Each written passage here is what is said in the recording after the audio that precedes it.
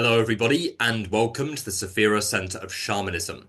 My name is Luke, experienced practitioner and mentor of the shamanic and occult sciences. It is my absolute honor to welcome you to my YouTube channel, where we break down the ancient technologies of shamanism and the occult, bringing them into balance with the modern psychology and deep psyche. Today is a very important subject, and that is the apocalypse and the end times. This is a very important subject in the modern world at this time, purely because of the amount of fear that is bubbling in the collective surrounding chaos and upheaval as a whole. Now is the time to build our relationship with chaos and utilize it as a force of self-transformation instead of self-destruction. And it starts with the understanding of the apocalypse. So we're going to be delving into what the apocalypse actually is, from a healing and evolutionary standpoint. We're going to be looking at how the apocalypse is actually an internal transformation process that needs to be embraced. And most importantly, we're going to be looking at how embracing this transformation process will prevent potentially re-traumatizing world events from occurring around us. Very important subject, so definitely stay tuned.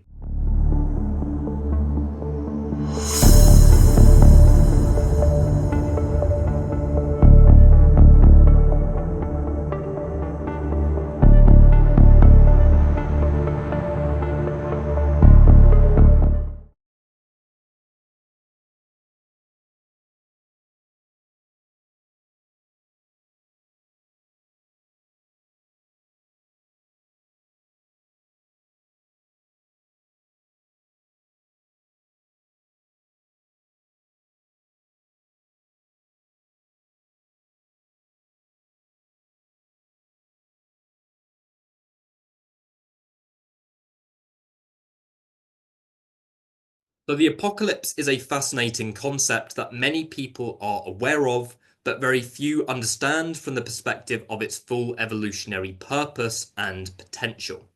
This is something that is feared, collectively speaking, particularly at this moment in time.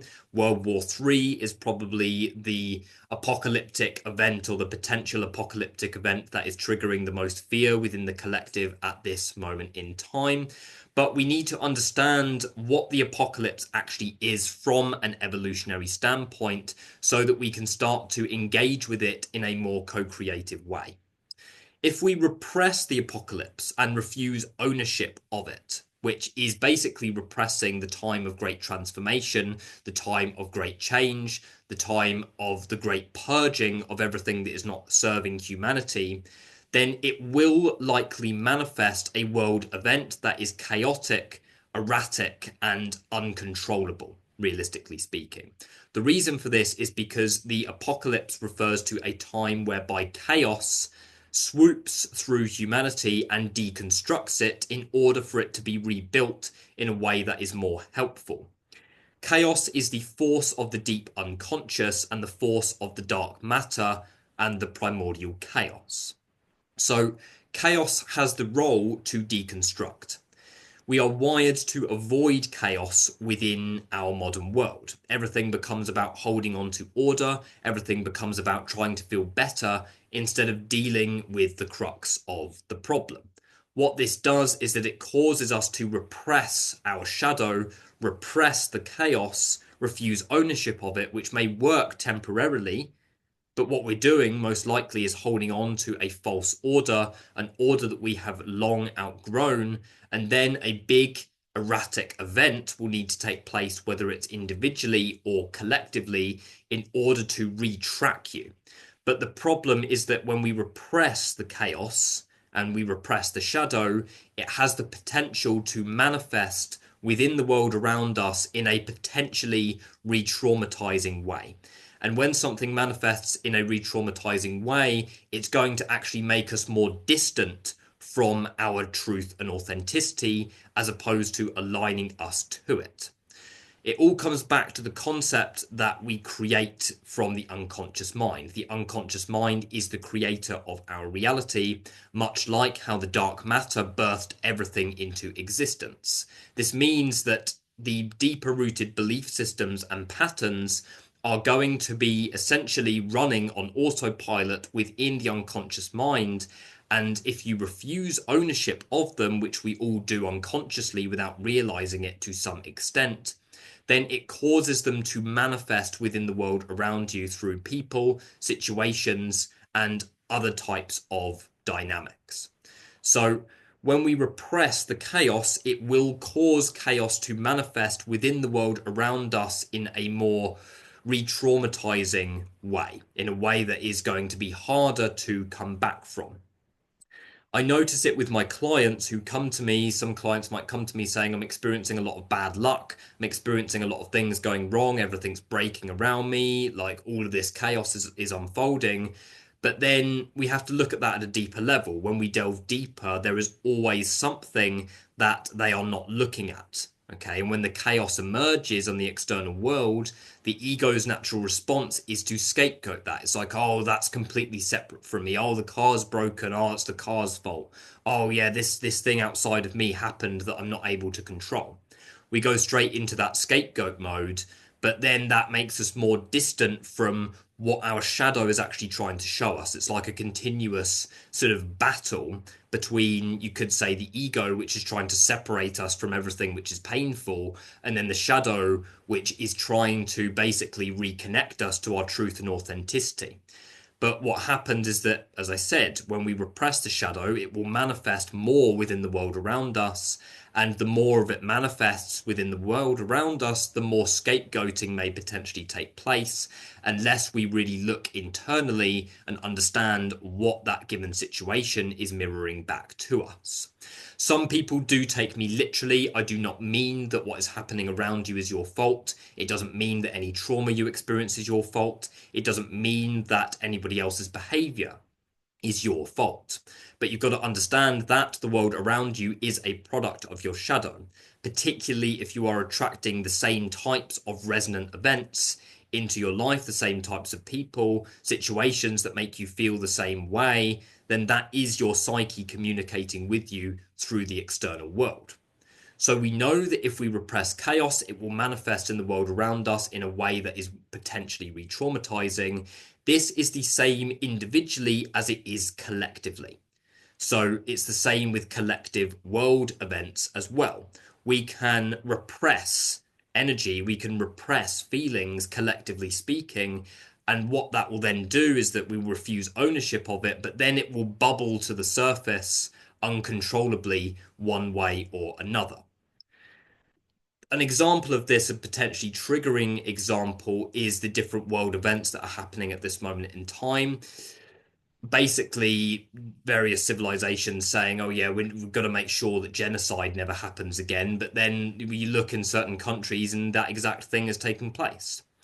Within the UK and within the US particularly, the example is racism. Yeah, something that has been hugely repressed within the collective, but it just keeps bubbling to the surface one way or another because people are not looking at it in that respect. Yeah. So it's like that's a couple of examples about how it can really manifest within the world around us, within the collective world, if we are not ultimately looking internally and understanding the different aspects of us.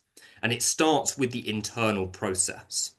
With the internal process, one person doing that, one person reflecting, one person on their healing and evolutionary path, and being honest with themselves, going into their shadow, uncovering their true potential and their true light, that has a ripple effect, and that will eventually shift the collective world around us. But as long as the majority of the collective remains within its long collective sleep of doing everything automatically, of referring to the same external constructs that they think define who they actually are, but really they're just living out somebody else's projected story. And the more the shadow is repressed on the collective level, the more chaos is going to manifest within the collective. So, going back to the apocalypse, an apocalyptic event refers specifically to a force of chaos that swoops through the collective and essentially retracts it one way or another. An example is the COVID-19 pandemic affecting all aspects of the world. In the COVID-19 pandemic, it was potentially re-traumatizing for a lot of people who could not go out and socialize, so then they had to face their own internal shadow and their own internal darkness, which then caused many people to unconsciously fall backwards into coping mechanisms and addictions. There are two types of people within the COVID pandemic. There are people who utilized it as a force of transformation and then used it as an opportunity to adapt and grow in a different way. And there were the other types that were completely re-traumatized by it and were completely fighting with the whole process and ended up being extremely re-traumatized by that world event. It is up to us how we respond to the chaos within our lives. It's up to us how we respond to the chaos within the collective. If the chaos manifests and we try and avoid it, we try and run away from it, what is going to happen? It's going to intensify. Okay, if you've ever been in an ayahuasca journey or in a deep psychedelic journey or something similar, you will know that if you fight with the process, then it's going to get more intense. Okay, because you're in a place, say within an ayahuasca ceremony or within a psychedelic journey, where you're deep within your psyche, so then all of the stuff is coming to the surface. We can either fight with that process or we can just allow it, yeah, and flow with the river. Okay, it only becomes a problem when we try and be that fish which is swimming upstream. Okay, swimming upstream in the sense of swimming against the flow of what our soul is trying to take us to. Okay, swimming against the flow of the river that does represent our true self, our true power and potential.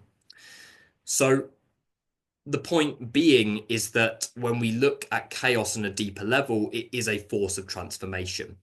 Okay, nothing is going to fall away from your life that is actually helping you. This is the thing. Nothing is going to deconstruct from your life that is actually serving your soul's evolutionary path. The issue is that we become attached to the things within our lives, and therefore we hold on to them and define our self-worth by them.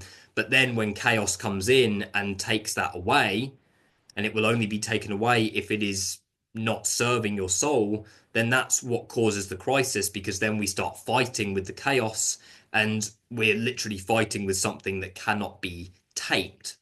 Okay, there is a mythological story within the Sumerian sort of mythological stories. Mesopotamian mythology is what I'm referring to here.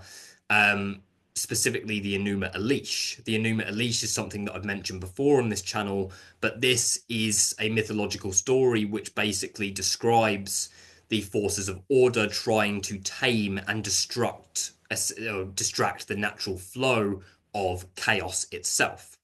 So the story goes, we have Tiamat and Apsu, which are the primordial beings, the primordial sexual union that existed before everything. Through their union, they give birth to the first realm of gods, which would later become the Anunnaki. These realm of gods get louder and louder and louder. In other words, their order begins to disturb more and more of the natural flow of chaos. Long story short, chaos breaks out. Tiamat rages, destroying the order throughout the cosmos. But then Marduk, the famous deity, is then said to cast his net over Tiamat and then sever her body, and then using the two aspects of her body to cultivate the heaven and the earth, to cultivate a new order. What this is very much symbolic of is humanity's constant attempt to try and tame nature, to try and tame the natural forces that have actually existed long before them.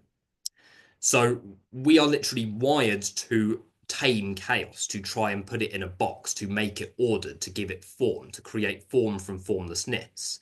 That is not a bad thing, but when it gets to the point where we are basically ignoring the need for our own internal process, ignoring the need for our own process of transformation and metamorphosis, then chaos just becomes something that we try and avoid, and then paradoxically, we're going to have less control over it and end up manifesting more of it.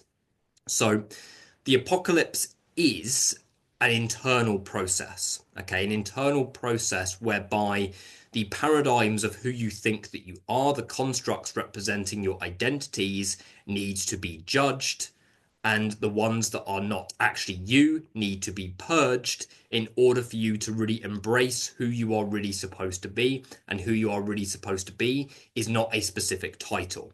Okay, the growth process, the what you could call the ascension process, is not an linear thing. It's not upwards. It's not like, oh, once we get to the top of this tower, then that's it. That is again another illusion of patriarchy. Once we get to the top of this hierarchy, then we've made it in life.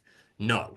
Nature moves in a spiral-like motion. It moves in a circular-like motion, moving inwards, getting to know itself more and more as it goes. It's a continuous circular motion of transformation and metamorphosis.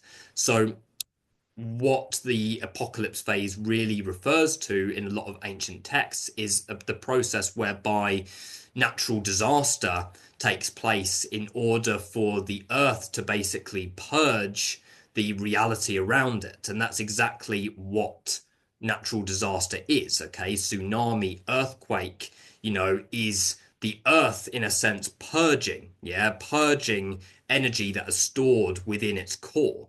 And that's exactly referring to the mythological story of the Enuma Elish, whereby the forces of Tiamat and the primordial dragons, the primordial beings referring to the chaos, then start to emerge and actually fight the order, because the order is actually trying to disrupt the natural flow of nature.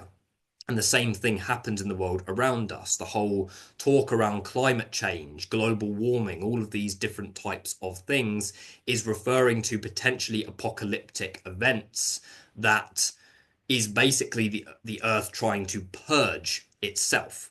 Okay, purge itself of the restriction that is being placed upon it by humanity itself. So we first need to shift ourselves back into harmony with nature, start building a relationship with nature. And we do that by shifting ourselves back into that circular motion, understanding that it's not about hierarchy. It's about that continuous process of transformation. When you really start engaging with your healing and evolutionary path, you are going to understand that it is not the process of getting to this one place and then that's it. For some people, it may be like that, but then a huge illusion of grandeur is going to form out of that is going to separate you from actually doing the inner work, the real work that is going to really define where you actually go with it. So the apocalypse refers to that process whereby our internal constructs need to be judged, deconstructed, in order to then build a new version of ourselves in closer alignment and harmony with our truth and authenticity. And this is something that doesn't just happen once either. Okay, it's not one big ego dissolution and then that's it, you know who you are. Remember, it's a circular motion. Yeah, you're going to continuously grow and change. So you're going to go in those cycles. You're going to go in cycles of deconstruction, realizing what it is that needs to change in your life. And you're also going to go in cycles of reconstruction, rebuilding your sense of self in a way that's actually more helpful and conducive to the evolution of your soul. So basically, the apocalypse is something that needs to be embraced on the individual level, which will then move to that event being embraced on the collective levels as well. If we try and avoid it and we continue to avoid our own internal process, then it will manifest more in the world around us and will potentially manifest re-traumatizing world events. Like I said, chaos has the potential to be re-traumatizing if we continue to ignore it. But if we face it head on and see it as the real force of transformation and realistically alchemy that it actually is, then we build a relationship with chaos. We build a relationship with our deep unconscious. And what dwells within the deep unconscious is our true power and potential that we've repressed and encased through the projected restriction of the external world.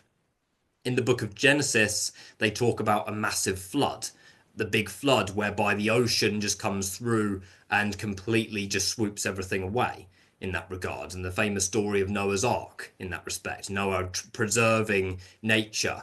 And the whole story of Noah's Ark is that he can't actually let on the people that other than his family, other than the animals, because the people are the problem in God's eyes in that regard. So when we look at that on a deeper level, we understand that the water is symbolic of the deep unconscious, okay? And chaos is the deep unconscious. So that is a symbolic story that is referring to actually a very deep inner process of really going into the deep unconscious and understanding the repressed traumas that are stored within it so that we can tap into the full potential that's underneath, and allowing the forces of chaos to swoop in and deconstruct everything around us whilst we nurture our inner child from within that, you could say, that self-created sanctuary or ark, if we refer to the concept of Noah's Ark and compare it to that. Okay, taking away the dualistic view of religion. So chaos is a force of the unconscious, and as the apocalypse is seen as an event that does manifest things such as floods, often there is a big presence of water energy within a lot of these mythological stories that is symbolic of the deep unconscious, because the water refers specifically to the deep unconscious aspects of the self. So your internal apocalypse process is the process of actively journeying into your shadow, actively journeying into your deep psyche in order to really free your true self, which has been trapped within the depths of your unconscious. Very powerful internal process that when embraced on the individual level, it will stream outwards and affect the collective. Okay, the divine spark will be there for you if you seek it.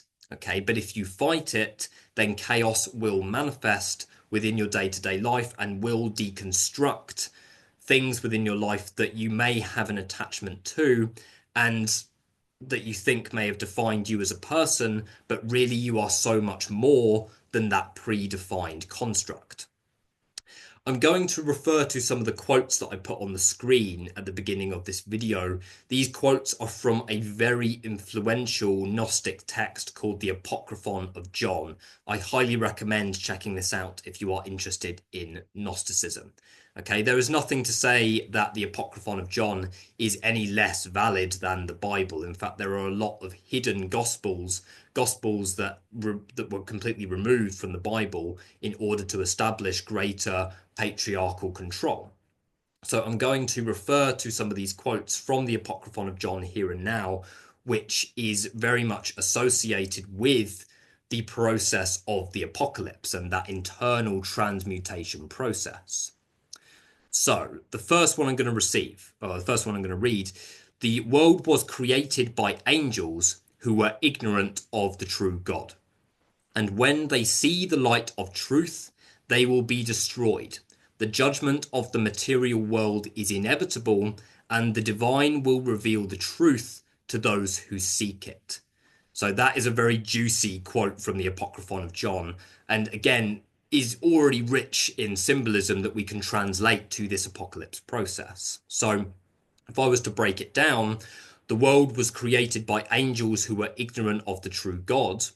What that's really referring to is the archons. Okay, so if you're familiar with Gnostic belief, there is the whole paradigm is built around the concept of the Christian God not actually being the main God or the main creator, but is associated with the Christian God, whether you refer to the God as Yahweh, Yahweh, Yaldabaoth was the original name, Jehovah. It's basically referring to this being as a jealous God that was basically created by accident by Sophia. And this jealous God then essentially crafted this material world. The demiurge means the architect. And basically encased humanity's true potential. And the archons are seen as the beings that serve the demiurge. And realistically, all of this is symbolic to the human psyche as well. The demiurge being the ego, the force of separation, and the archons being the specific paradigms and structures that we've been programmed with that are essentially there as a distraction from our true divine potential.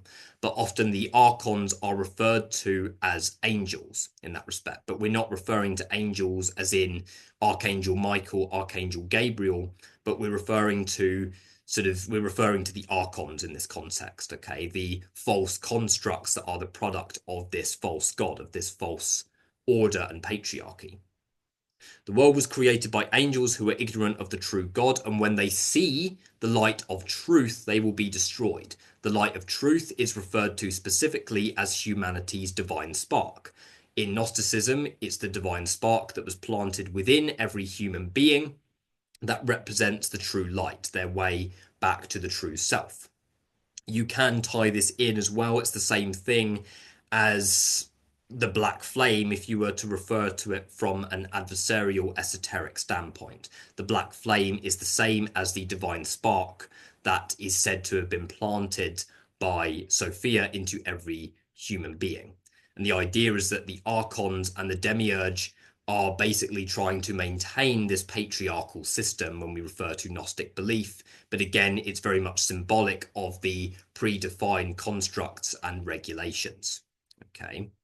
And it's basically what it's referring to when they see the light of truth, they will be destroyed, is that they will have no foundation anymore. Okay, when humanity finds its full potential, finds its true divine spark, reconnects to its truth and authenticity, understands that it is actually God and that God isn't separate from them, then they will be destroyed because they will have no foundation anymore. This part's really important. The judgment of the material world is inevitable, and the divine will reveal the truth to those who seek it.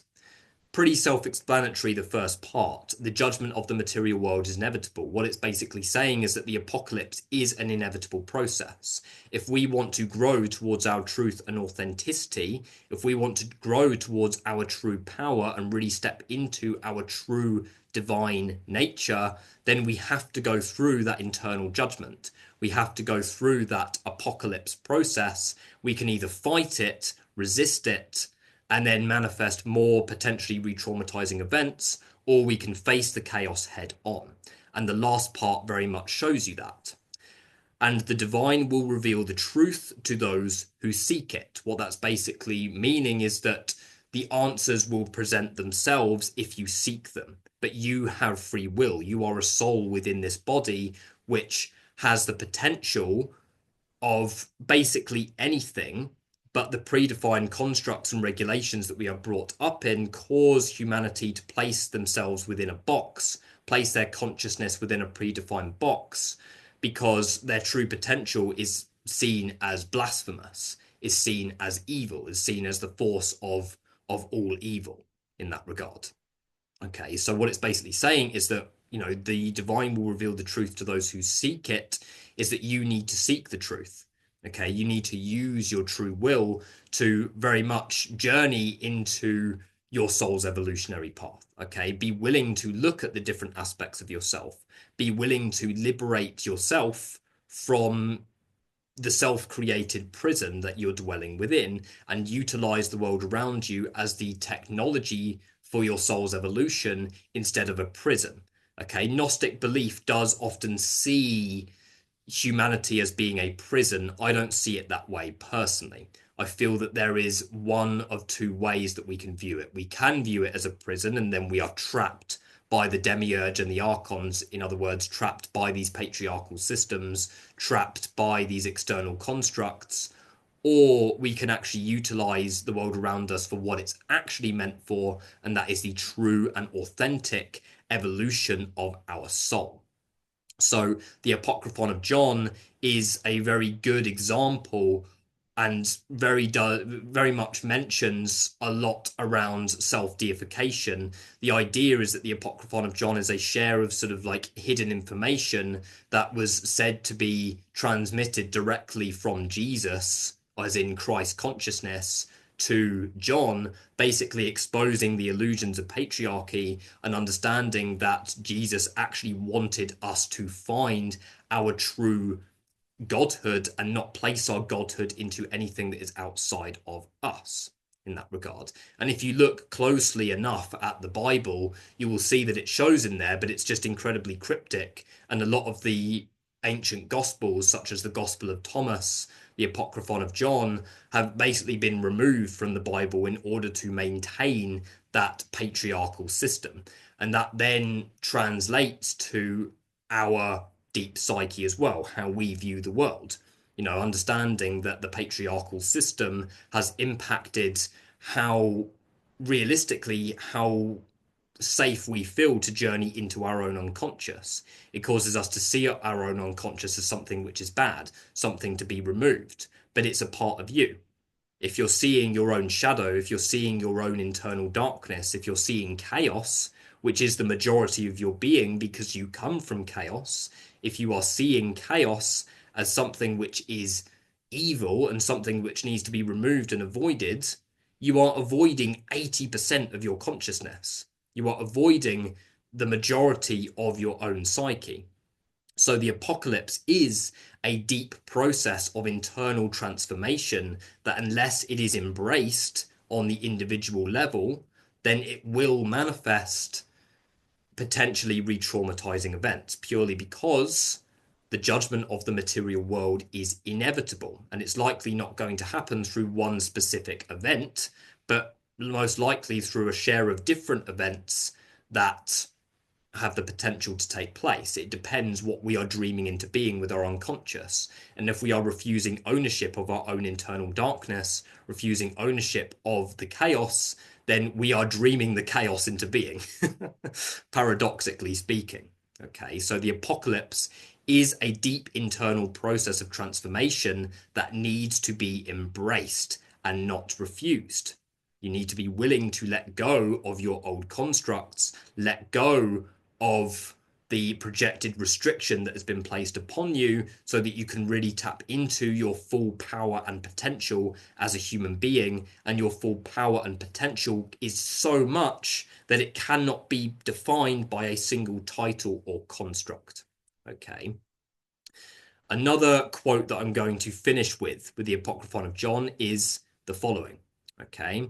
The divine spark that is within you will awaken, and you will be made whole again, and you will see the truth, and the rulers will have no more power over you. Another one, when you come to know the truth, you will see that you are from the eternal God, and you will be free from the chains of the rulers of this world. Another one, but the soul, the divine spark within the human will awaken to the truth. And when the soul remembers its origin, it will rise up and transcend the rulers and powers of the material world. So realistically speaking, a lot of these ancient texts do show this process of deep transformation, this time of great change, this time of great purging that we need to undergo in order for humanity to ignite that divine spark and find its true self from within the physical body. All I can say is what an amazing time we are living in. Okay, even me just saying that may seem extremely controversial, but we are here in humanity at a very pivotal point, and we have one of two choices. Either we just pretend that the time that we're living in is not an important time, and we just go back to our day-to-day lives, go back to our coping mechanisms and live in that false state of comfort, or we can understand the extent of the process that is taking place and dive straight into the chaos and utilize it as the true force of transformation that it really is. And that is all the apocalypse refers to, that time of great transformation whereby humanity realigns to its truth and authenticity. So I think that's everything that I needed to cover in today's video. If you have any questions about this, please do get in touch. I highly recommend checking out my new Patreon, which has lots of exclusive content. New content is uploaded every week. On this Patreon, you'll find lots of initiatory systems, attunements, empowerments, different ways of communing with the spirit world, as well as many other things. You will also have the option to choose the higher tier, which gives you access to the monthly adversarial gateway initiatory ritual performed every full moon. This is a very powerful ritual intended only for those who are serious about working with dark matter energy, who are serious about going into their shadow self and really utilizing the current of the adversary to befriend chaos and grow towards their soul's evolutionary path. Link is in the description. I also have another premium membership program. The link is also in the description, which will give you more direct access to me, as well as direct access to more advanced teachings and practices. So thank you guys. If this content was helpful for you, hit like and subscribe, and I will see you in the next video. Thank you.